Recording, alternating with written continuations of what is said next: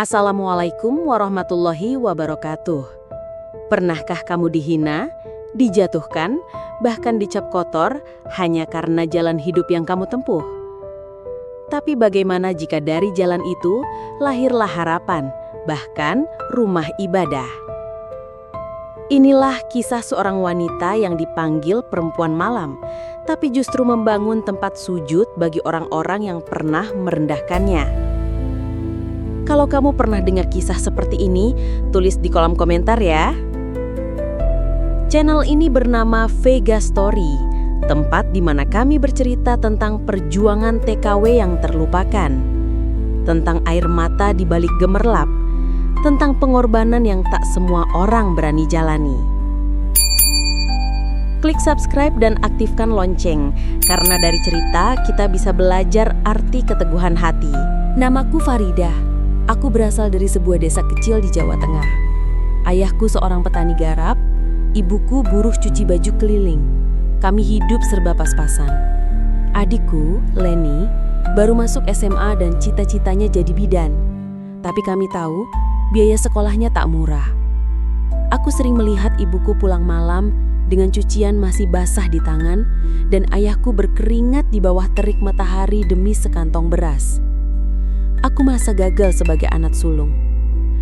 Saat itulah aku nekat memutuskan jadi TKW. Bukan karena ingin kaya, tapi karena aku ingin adikku sekolah dan orang tuaku bisa makan lebih layak. Dengan uang pinjaman dari tetangga, aku membayar agen penyalur TKW. Katanya, aku akan kerja sebagai pembantu rumah tangga di Taiwan.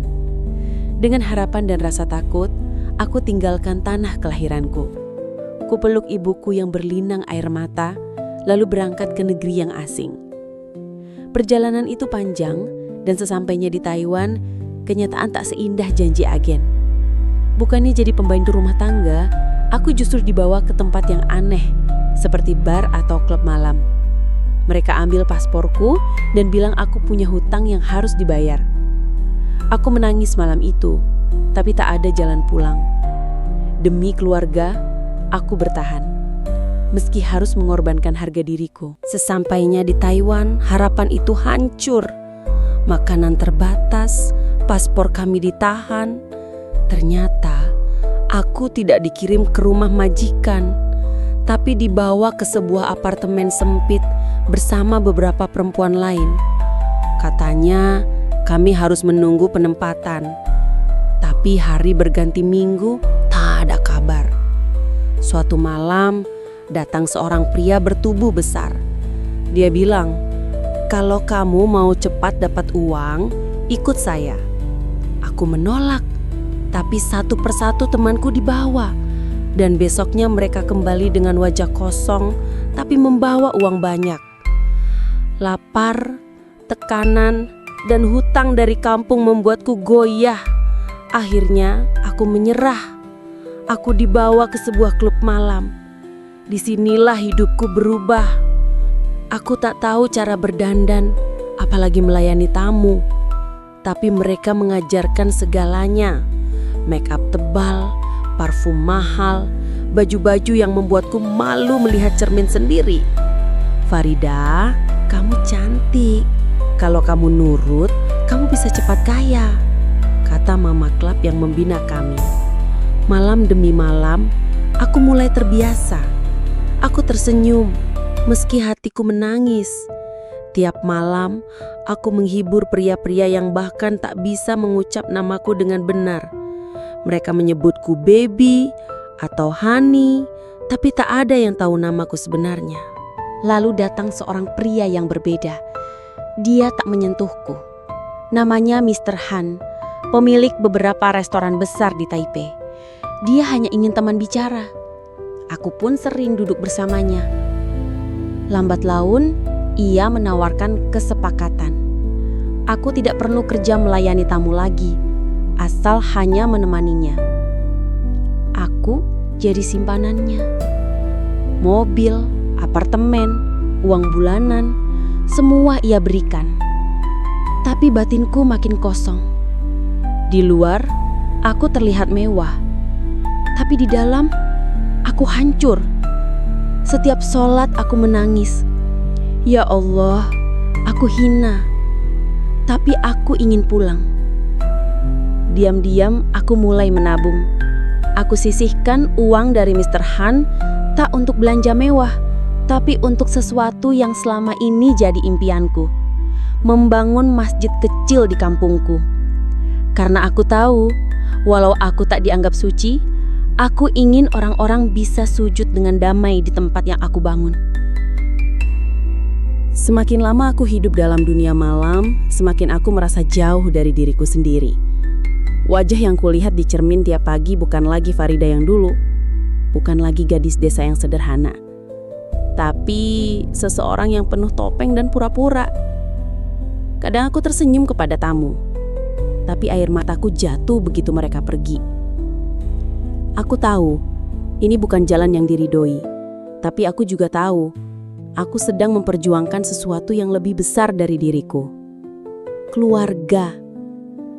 Suatu malam saat sedang duduk bersama Mr. Han, aku memberanikan diri bertanya, kalau saya berhenti kerja seperti ini dan mulai dari nol, menurutmu aku bisa? Dia hanya menatapku lama, lalu menjawab, kalau kamu percaya, saya juga percaya. Kamu perempuan yang kuat. Kalimat itu terus terngiang. Malam itu aku pulang ke apartemenku, dan aku menangis sangat lama.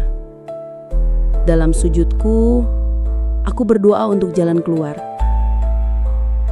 Dan ternyata, doa itu dijawab dengan cara tak terduga. Salah satu teman lamaku, TKW juga, menghubungiku lewat pesan. Dia sekarang kerja di restoran halal milik orang Indonesia di Taiwan. Pemiliknya sering bantu sesama TKW yang ingin keluar dari dunia malam. Aku pun minta dikenalkan. Beberapa minggu kemudian, aku bertemu dengan ibu pemilik restoran itu. Ia menyambutku dengan senyum hangat. Kamu gak perlu cerita semua, tapi kalau kamu niat tobat, saya bantu, katanya. Beberapa minggu kemudian, aku bertemu dengan ibu pemilik restoran itu. Ia menyambutku dengan senyum hangat. Kamu gak perlu cerita semua, tapi kalau kamu niat tobat, saya bantu, katanya. Aku pun mulai dari nol. Dari cuci piring, bersih-bersih dapur, sampai belajar masak makanan Indonesia. Gaji kecil, tapi hatiku tenang. Malam-malamku tak lagi dihiasi musik keras dan lampu neon, tapi suara azan dari ponsel dan uap dari dapur yang penuh harapan. 5 tahun berlalu, aku tetap tinggal di Taiwan, tapi bukan sebagai wanita malam. Aku dipercaya mengelola dapur restoran, dan penghasilanku cukup untuk menabung. Dan akhirnya, aku mewujudkan mimpiku. Satu hari aku pulang ke Indonesia. Aku tak membawa koper mewah, tapi membawa satu rancangan besar, yaitu membangun musola kecil di kampung. Letaknya tak jauh dari rumah orang tuaku. Dulu, orang kampung mencibir aku. Farida kerja di Taiwan itu gimana sih? Kok bisa bangun rumah dan kirim motor?